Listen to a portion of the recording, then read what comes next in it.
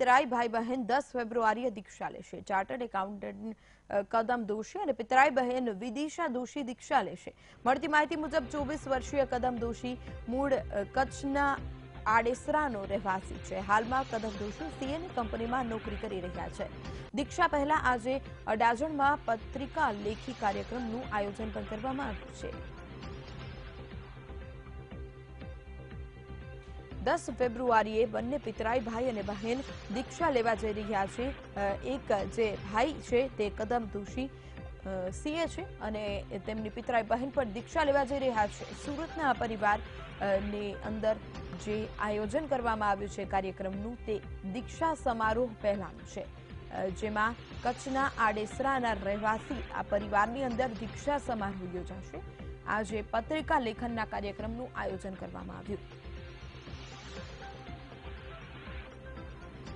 વધુ વિગત લઈને મારી સાથે સંવાદદાતા શૈલેષ જોડાઈ ગયા છે। ત્યારે શૈલેષ, એક પરિવારના ભાઈ અને બહેન દીક્ષા લેવા જઈ રહ્યા છે ત્યારે કેવા દ્રશ્યો સર્જાયા છે અને શું છે સમગ્ર વિગત?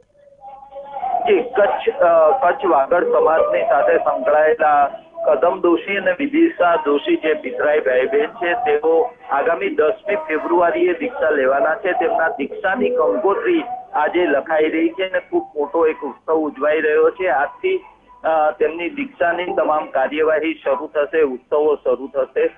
જે કદમ દોશી છે એ વ્યવસાય સીએ છે।